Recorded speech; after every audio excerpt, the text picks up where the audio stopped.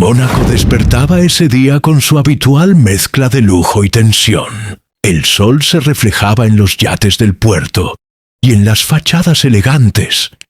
Pero bajo esa postal perfecta se escondía uno de los escenarios más peligrosos del automovilismo mundial.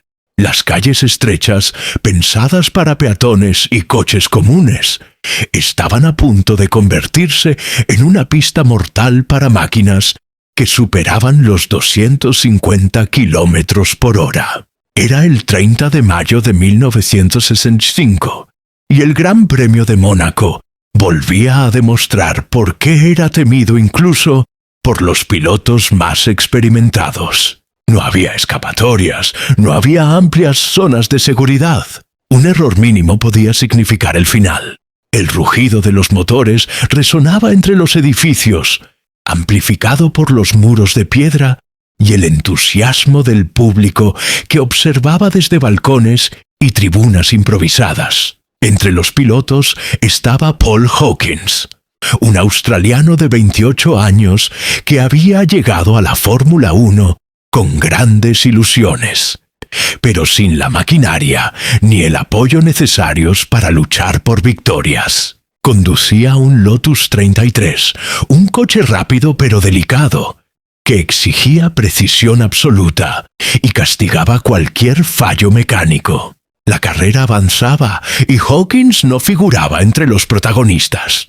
Estaba muy retrasado en la clasificación, lejos del podio y fuera del foco de las cámaras. Aún así, seguía empujando el coche vuelta tras vuelta, concentrado, consciente de que en Mónaco simplemente terminar la carrera ya era un logro respetable. No corría por gloria inmediata, sino por orgullo y perseverancia.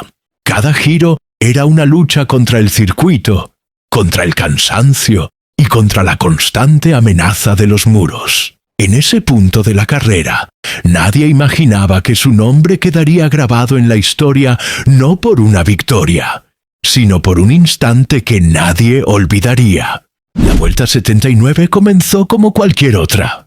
Paul Hawkins entró en la zona del puerto con la concentración absoluta que exigía Mónaco. Las calles eran estrechas, los muros parecían cerrarse a cada paso, y el sonido del motor rebotaba entre los edificios como un eco constante.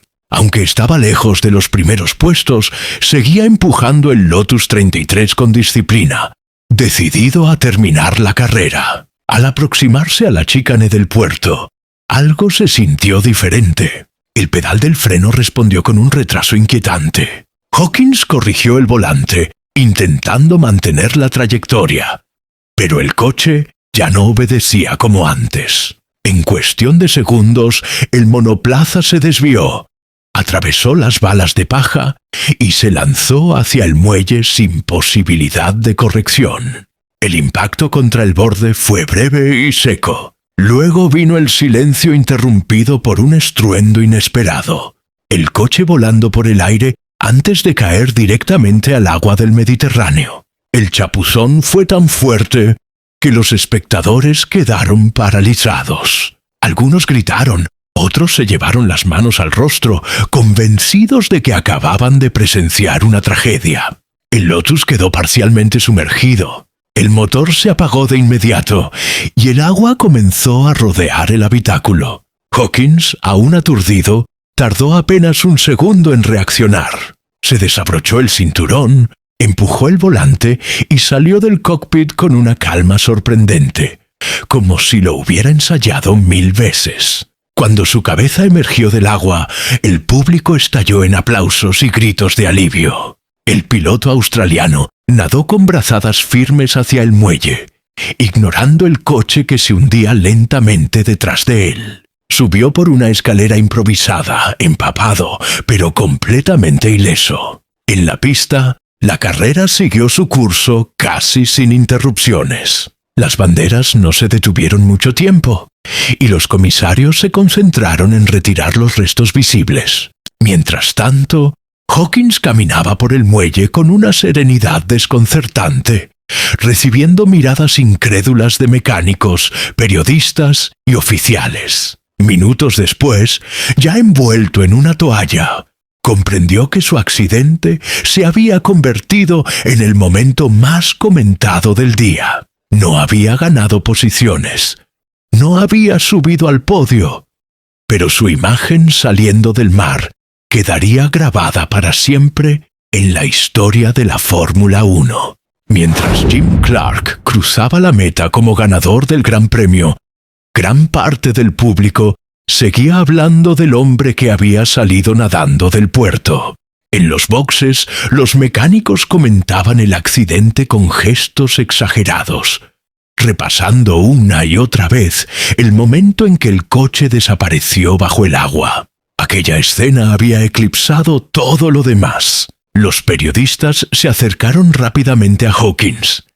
Querían saber qué había sentido, si había tenido miedo, si pensó que no saldría con vida. Él respondió con sencillez, restándole dramatismo al suceso. Explicó que lo único que cruzó por su mente fue salir rápido antes de que el coche se hundiera por completo. El recuerdo de otro accidente similar comenzó a circular entre los más veteranos del paddock. 10 años antes, en ese mismo punto del circuito, Alberto Ascari había terminado en el mar tras perder el control de su Lancia. También había salido ileso, nadando hasta el muelle, dejando una imagen casi idéntica a la de Hawkins. La comparación era inevitable. Ascari era una leyenda, bicampeón del mundo, un nombre respetado por todos. Hawkins, en cambio, era un piloto modesto, luchando por mantenerse en la parrilla. Sin embargo, aquel día, ambos quedaron unidos por el mismo tramo de asfalto y el mismo destino momentáneo.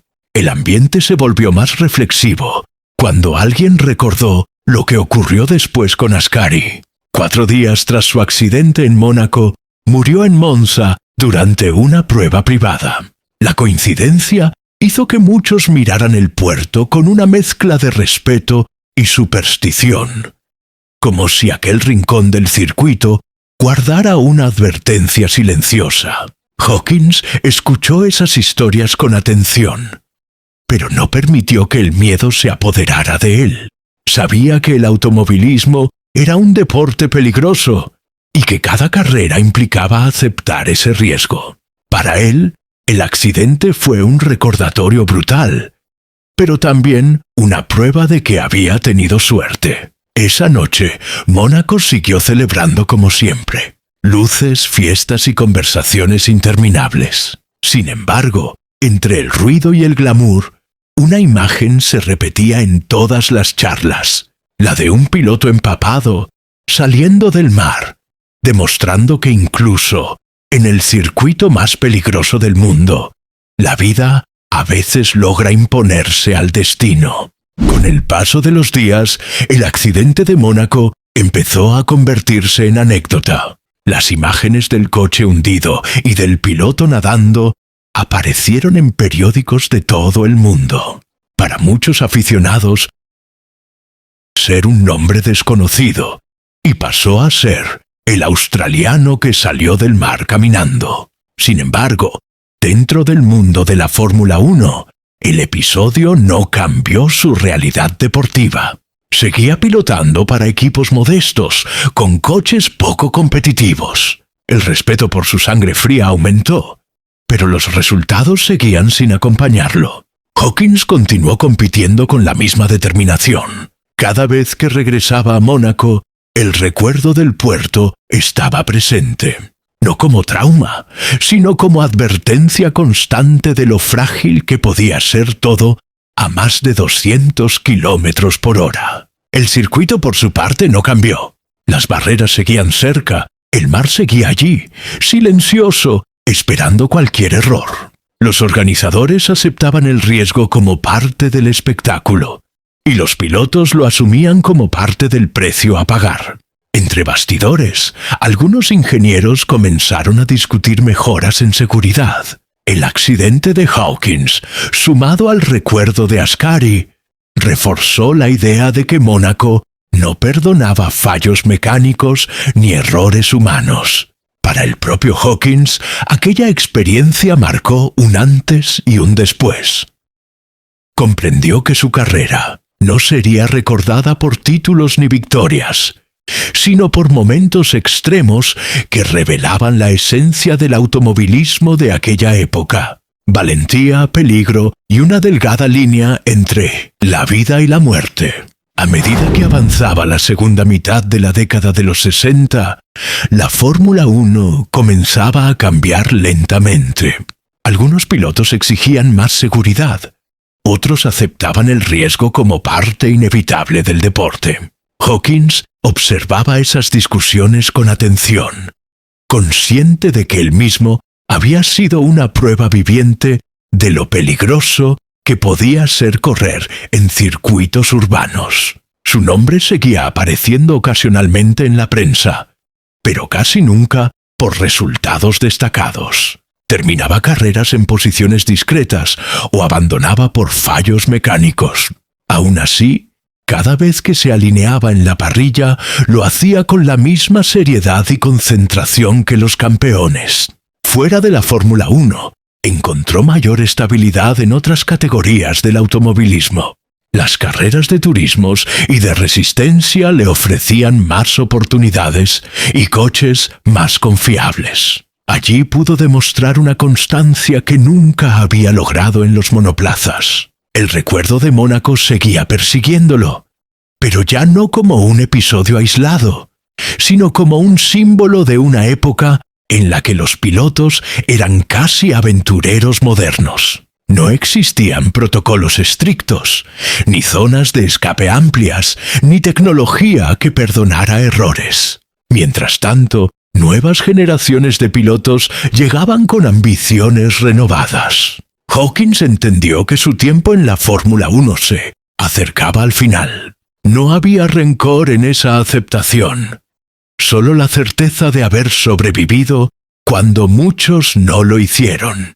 Decidió entonces concentrarse en seguir compitiendo, no por fama ni gloria, sino por la pura pasión de correr. Cada salida a pista era una afirmación silenciosa de que, pese a los riesgos, el amor por la velocidad seguía intacto. Los años finales de la década trajeron consigo un automovilismo todavía peligroso, pero un poco más consciente de sus límites.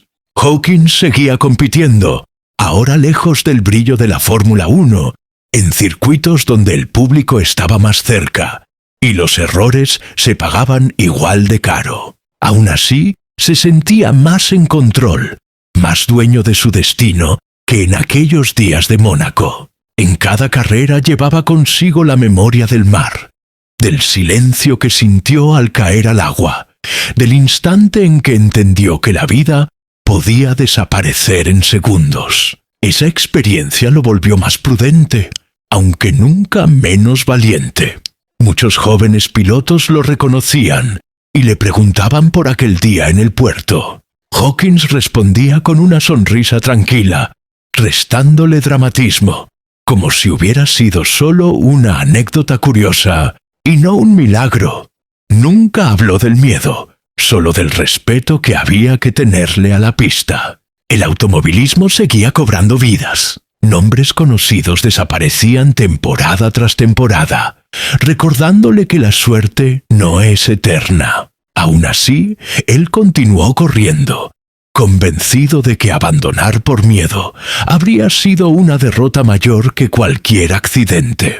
En 1969, durante una carrera de turismos en Oulton Park, el destino volvió a cruzarse en su camino.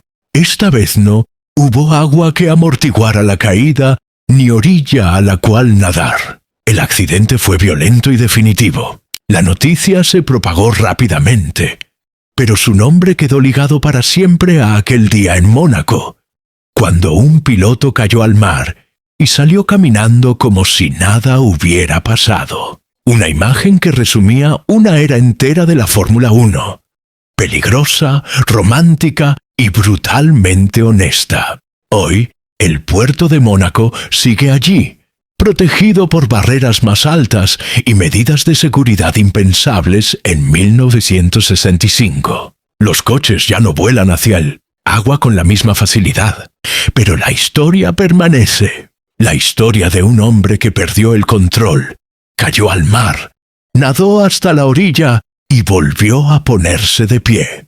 Un recordatorio de que el automovilismo no solo se mide en victorias y campeonatos, sino también en los momentos en los que la vida decide perdonar y en aquellos en los que no.